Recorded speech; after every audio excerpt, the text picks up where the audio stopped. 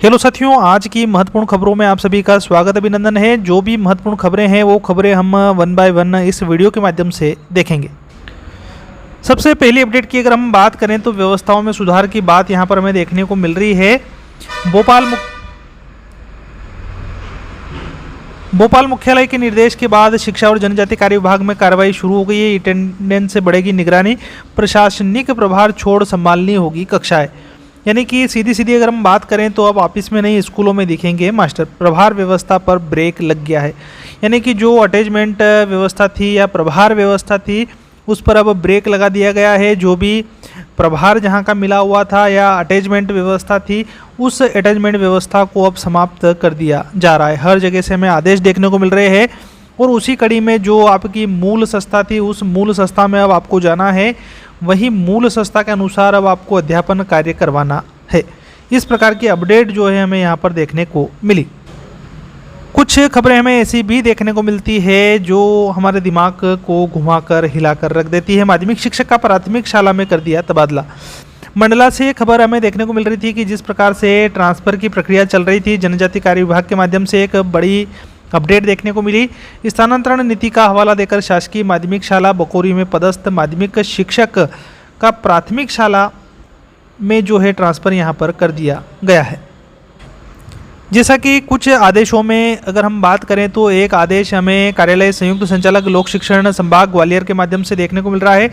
आसंजित शिक्षकों को तत्काल कार्यमुक्त किए जाने के बाबत अभी मैं आपको अपडेट दे चुका हूं कि जो भी हमारे साथी थे जो कि गैर शैक्षणिक कार्य में लगे थे या कहीं ना कहीं मूल संस्था में उपस्थित ना होकर उनके पास प्रभार था या कहीं पर अटैचमेंट की व्यवस्था उनकी कर रखी थी, उन सभी के लिए यहाँ पर जगह जगह से आदेश हमें देखने को मिल गए हैं कि मूल संस्था के लिए उनको कार्यमुक्त किया जाए और कार्यमुक्त किए शिक्षकों को उनकी मूल संस्था में उपस्थित करावे। ऐसे शिक्षक जो मूल संस्था में उपस्थित नहीं होते हैं उन शिक्षकों का वेतन रोका जाए। यानी कि अटैचमेंट व्यवस्था को पूरी तरह से खत्म करने की बात यहाँ पर इन आदेशों के तहत, इन अपडेट के तहत हमें देखने को मिल रही है। अगली अपडेट की ओर बढ़े अगर हम, सरकार बोली नए कैलेंडर में होगा छात्र संघ चुनाव का प्रावधान। हाईकोर्ट ने कहा तो कैलेंडर पेश करो। आपको बता दूं कि कॉलेजों में वर्ष 2017 से छात्र संघ चुनाव न कराए जाने को लेकर जो चुनौती है और वो जनहित याचिका जो है वो दायर की गई थी और उसी सुनवाई में एक नया मोड़ देखने को मिला है। सरकार ने कहा कि शैक्षणिक सत्र में जो है छात्र संघ चुनाव की बात बताई है, लेकिन छात्र संघ चुनाव पर विचार यहाँ पर किया जा रहा है। लेकिन बेंच ने कहा कि 3 अगस्त को होने वाली अगली सुनवाई पर नए एकेडमिक कैलेंडर ही पेश कर दिया जाए। अब इसको लेकर आगामी अपडेट का हमें इंतज़ार करना पड़ेगा। अगर हम मध्य प्रदेश के सरकारी स्कूलों की बात करें तो स्कॉलरशिप और स्कॉलरशिप के साथ साथ गणवेश का जो है हमारे साथी माफ़ कीजिएगा, बालक जो है हमारे इंतज़ार करते हैं, जिसमें एक आंकड़ा जो है हमें देखने को मिल रहा है कि 55 लाख जो छात्र छात्राएं हैं वो गणवेश का इंतज़ार कर रही है। हर बार की तरह इस बार गणवेश के जो पैसे है, गणवेश की जो राशि है वो अकाउंट में जारी ना करते हुए सिली सिलाई गणवेश जो है वो बच्चों को उपलब्ध कराई जाएगी। इस प्रकार की अपडेट हमें देखने को मिली थी और उसी कड़ी में जो है गणवेश का यूनिफॉर्म का इंतज़ार 55 लाख बच्चों को यहाँ पर अभी तक बना हुआ है। बच्चों को मिलेगी 1,40,06,892 की गणवेश। ठीक इस प्रकार का जो व्यय है वो यहाँ पर देखने को मिलेगा। लगभग 25 लाख का आंकड़ा यहाँ पर छात्र छात्राओं का बताया जा रहा है। ई अटेंडेंस को लेकर अगर हम एक तरफ बात करें तो कई घटनाएं, दुर्घटनाएं हमें देखने को मिल रही है। वहीं अगर हम इस अपडेट की ओर चले हम तो ई अटेंडेंस के नाम पर वेतन रोकने संबंधी ई अटेंडेंस के नाम पर नोटिस भी जारी किए जा रहे हैं। उसमें एक नोटिस जो है वो 7 माह पहले मृत शिक्षक को, वहीं दूसरा नोटिस 13 दिन पहले मृत शिक्षिका के नाम पर भी जारी कर दिया गया है। और 317 शिक्षक कर्मचारियों पर कार्रवाई के बीच शिक्षा विभाग की बड़ी चूक जो है यहाँ पर देखने को मिली है। रिकॉर्ड अपडेट नहीं होने की स्थिति में इस प्रकार जो है स्थितियाँ निर्मित होती है और कार्यप्रणाली पर सवाल भी यहाँ पर उठ रहे हैं रिकॉर्ड अपडेट नहीं होने के उद्देश्य से। जैसा कि आप सभी देख रहे होंगे कि अटेंडेंस को लेकर जो है लोकेशन का रोज़ रोज़ हमें सामना करना पड़ रहा है और उसी अपडेट में एक अपडेट और आज आप जोड़ लीजिए जो अपडेट हमें यहाँ पर देखने को मिल रही है मूंगवली से। आपको बता दूं शमशान घाट की लोकेशन पर लग रही है बीआरसी दफ्तर की अटेंडेंस। ई अटेंडेंस को गजब बताया है। कर्मचारियों ने डीपीसी को पत्र लिखा। गूगल मैच पर जो सर्च कर रहे हैं उस पर भी सरदारपुर का मुक्ति धाम बता रहा है बीआरसी दफ्तर को लेकर। तो इस प्रकार की विसंगतियां जो है बहुत सारे हमारे साथियों को भी झेलनी पड़ रही है, विसंगतियों का सामना करना पड़ रहा है, जिसमें सभी साथी जो है स्कूल विद्यालय परिसर में खड़े रहते हैं, लेकिन उनकी लोकेशन जो है वो बराबर ना बताते हुए कहीं दूर जगह की बताती है, जिससे ई अटेंडेंस लगाने में उनको कई मुसीबतों का सामना यहाँ पर करना पड़ रहा है।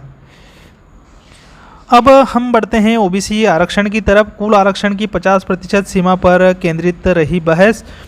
आज भी विशेष बेंच के समक्ष 2:30 बजे से जारी रहेगी सुनवाई, यानी कि ओबीसी आरक्षण पर लेकर अब डेली जो है सुनवाई की जाएगी और उस सुनवाई में कुल आरक्षण की 50% सीमा पर बहस जो है वो केंद्रित रही। ओबीसी आरक्षण को लेकर डेली जो है सुनवाई होगी और उसको लेकर क्या फैसला निकलता है उसको लेकर हमें अगली अपडेट या हमें जो कोर्ट के आदेश है उसका इंतज़ार यहाँ पर करना पड़ेगा।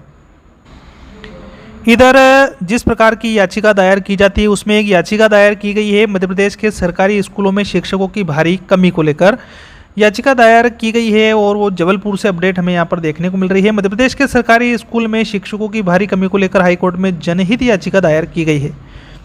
2025 की केग रिपोर्ट का हवाला देते हुए दावा किया गया है कि प्रदेश के 1895 सरकारी स्कूल में एक भी शिक्षक पदस्थ नहीं है, जिससे लाखों बच्चों का शिक्षा का मौलिक अधिकार प्रभावित हो रहा है। मामले की सुनवाई करते हुए हाईकोर्ट ने राज्य सरकार और स्कूल शिक्षा विभाग को नोटिस करके जवाब भी मांग लिया है। अब अगली अपडेट पर क्या जो है सुनवाई हमें देखने को मिलती है वो हमें अगली अपडेट का इंतज़ार यहाँ पर करना पड़ेगा। आदेश में अगर हम आगे बढ़ें और बात करें तो एक प्रभारी प्राचार्य महोदय शिवपुरी से जिनको स्पष्टीकरण यहाँ पर दिया गया है। बता दें आपको कि विभिन्न विभागीय ग्रुप पर आपके द्वारा शासन की महत्वपूर्ण योजना ई अटेंडेंस के विरुद्ध लिखा गया है। हमारे शिक्षक ऐप के माध्यम से प्रति कार्य दिवस शिक्षक कर्मचारियों को अपने पदस्थ संस्था से उपस्थिति ऑनलाइन करना होती है। शासन वरिष्ठ कार्यालय के निर्देशानुसार उक्त कार्रवाई संचालित की जा रही है। आपके द्वारा शासन की उक्त महत्वपूर्ण योजना की आलोचना करते हुए उक्त पोस्ट को कई विभागीय ग्रुपों में पोस्ट किया गया, जो कि पदी दायित्वों के विपरीत होकर कदाचरण की श्रेणी में आता है और इसलिए जो है विपरीत कार्य के कारण इनको जो है स्पष्टीकरण यहाँ पर दिया गया है। काय के लिए दिया गया है आप समझ गए होंगे कि ई अटेंडेंस के विरुद्ध जो है इन्होंने ग्रुप में कुछ टिप्पणी की थी और उसी टिप्पणी के कारण जो है इनको इस प्रकार का स्पष्टीकरण नोटिस दिया गया है। एक अतिथि शिक्षक साथी थे, उनको भी इसी प्रकार का स्पष्टीकरण जो है मांगा गया है नोटिस के माध्यम से। आगे बढ़ें और अगर हम बात करें तो सुप्रीम कोर्ट में केंद्र का एक बड़ा ऐलान यहाँ पर देखने को मिला है। स्कूलों के पाठ्यक्रम में शामिल होगी यौन शिक्षा। देश में लंबे समय से सेक्स एजुकेशन को लेकर बनी झिझक अब खत्म होती नजर आ रही है। केंद्र सरकार ने सुप्रीम कोर्ट को बताया कि देश भर के स्कूलों में व्यापक सेक्स एजुकेशन यानी कि यौन शिक्षा शुरू करने की तैयारी की जा रही है। अब जैसे ही अदालत में अगर मंजूरी मिलती है तो ये यौन शिक्षा जो है हमारे सिलेबस हमारे पाठ्यक्रम में शामिल हो सकती है। एक और बड़ी खबर जो आंगनवाड़ी केंद्र से जुड़ी हुई हमें देखने को मिल रही है। उच्च न्यायालय के फैसले को सर्वोच्च न्यायालय में चुनौती देगी मध्य प्रदेश सरकार। आंगनवाड़ी कार्यकर्ताओं के एरियर भुगतान से जुड़ा हुआ है मामला है। आपको बता दूं मध्य प्रदेश सरकार ने आंगनवाड़ी कार्यकर्ताओं के 48 महीने के एरियर और ग्रेजुटी के भुगतान वाले जबलपुर उच्च न्यायालय के फैसले को सर्वोच्च न्यायालय में चुनौती देने का निर्णय किया है। 2019 से 2023 तक के बकाया मानदेय का एरियर और ग्रेजुटी भुगतान को लेकर जायज ठहराया था। करीब 96,000 कार्यकर्ता और सहायिका को फायदा मिलने की उम्मीद है। उच्च न्यायालय ने एरियर के साथ 6% ब्याज देने के एकल पीठ के आदेश को निरस्त कर दिया था। अब राज्य सरकार वापस सर्वोच्च न्यायालय जाने का विचार यहाँ पर कर रही है।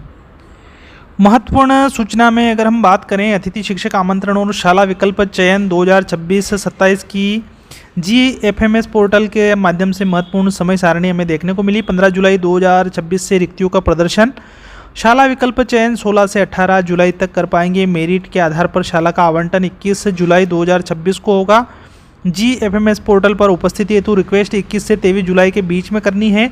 21 से 24 जुलाई 2026 के बीच में शाला प्रभारी द्वारा एक्सेप्ट और रिजेक्ट आपका कर दिया जाएगा। ज्वाइनिंग आपको दे दी जाएगी। पहला चरण ये था। दूसरा चरण 25 जुलाई से शुरू होगा जिसमें रिक्तियों का प्रदर्शन देखने को मिलेगा। शाला विकल्प चयन 26 से 28 जुलाई के बीच में। 29 जुलाई को मेरिट के आधार पर शाला आवंटन और 30 और 31 जुलाई 2026 को उपस्थिति हेतु रिक्वेस्ट एक्सेप्ट रिजेक्ट की समय सीमा आपको देखने को मिलेगी। राज्य शिक्षा केंद्र के माध्यम से हमें कुछ आदेश निर्देश मिले थे, जिसमें ओलंपियाड सत्र 2026-27 के आयोजन के संबंध में भी निर्देश हमें देखने को मिले थे। एक स्पेशली वीडियो मैंने प्रोवाइड करा दी है, वो आप प्लेलिस्ट में जाकर देख लीजिएगा। साथ ही साथ आपको मूल्यांकन किस प्रकार से करना है कक्षा पहली से लेकर 8वीं तक के लिए, वो मूल्यांकन की वीडियो भी मैंने सत्र 2026-27 वाली आपके लिए अपलोड कर दी है, उसको भी आप ज़रूर देख लीजिएगा। मिलते हैं हम इसी प्रकार की खबर अपडेट लेकर आपसे अगली वीडियो में, तब तक के लिए आप सभी को जय हिंद, जय भारत।